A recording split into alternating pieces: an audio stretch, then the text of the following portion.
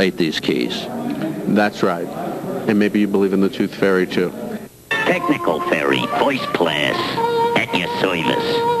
Riconosciuto talks about the device that took out the Oklahoma building as being his bomb. I mean, something that he developed prior to his incarceration by the boys, because I guess he was getting too hot to handle.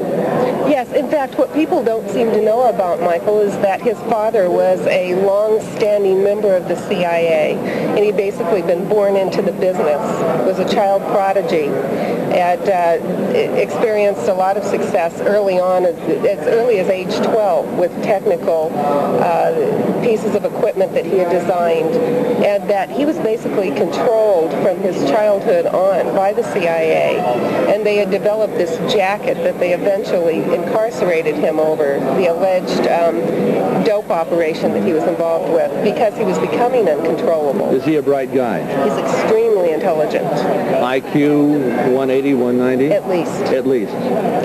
Minimum. He called me 3 times from inside out. We discussed a lot of the matters that are going on right now.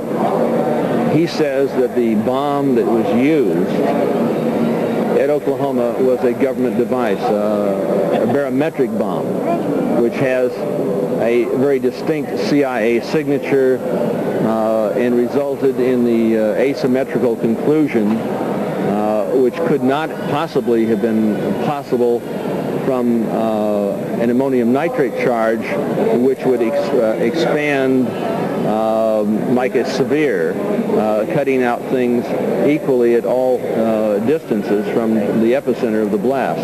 This couldn't possibly happen when you take a look at the facility, and I'm taking a look at it right now. Here's a story in the New American, explosive evidence cover-up in Oklahoma City, and when you see the one section over here towards the left, if you go to the very, very top, there is an office there that was held by the Secret Service, and below that was an ATF office. Yes. And the ATF boys weren't there that day. Their children were not in the nursery. They didn't show up. That's right. In fact, there was only administrative staff. I guess they decided to sacrifice secretaries. Yeah. However, 6 persons from the Secret Service, including Alan Witcher, were killed on the floor above them.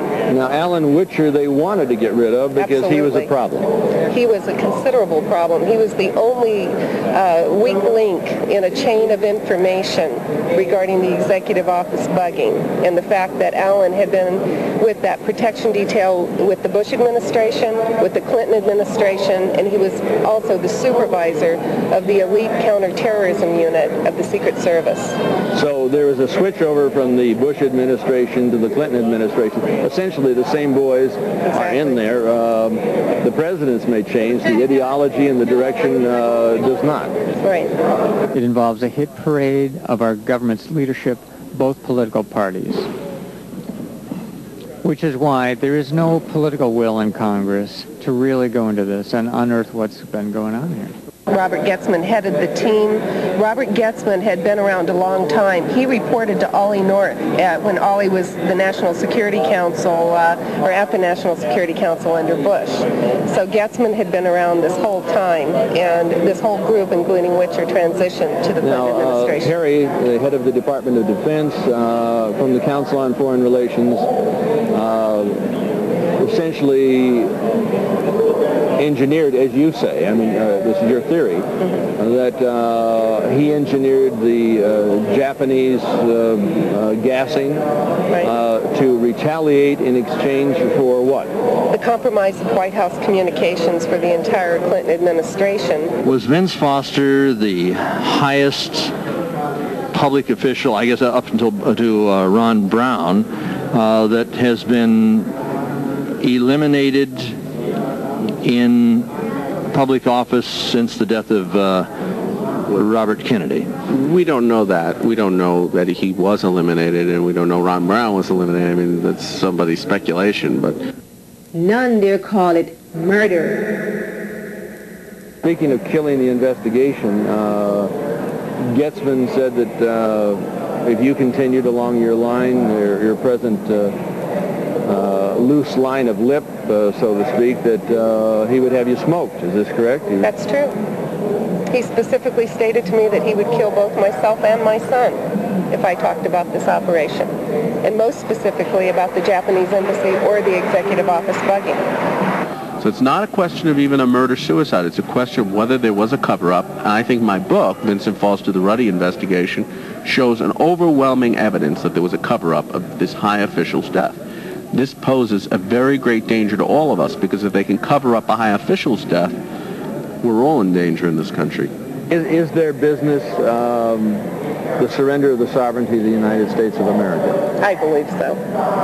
And this is the agency that once was working for you. It's dirty, and is Getzman dirty? Yes, there's no question. Now, you have on tape, do you not, a conversation with Getzman talking about his plans to ace you? Yes. On tape? Yes. I actually tape recorded all of these agents having conversations with me, and the embassy having conversations with me. The entire contact I've had with them is recorded. Is there any possible way that these people could have died, all of them, around Clinton, accidentally? No. I dare say that they call it murder. And I think that it is quite an implausible leap of assumption to think that they did indeed all commit suicide or whatever.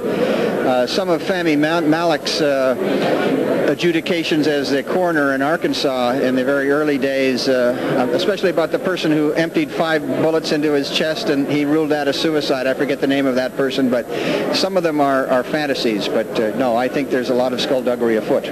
Caulfield. Jim Caulfield. Did he make the same assertion that he was going to take you out? Yes. And he asserted he was delivering that message on behalf of Getzman. On behalf of Getzman? Right. And then Wes Thomas. When we're talking about taking you out, and we're not talking to dinner, we're talking about death. Right. Murder by what device?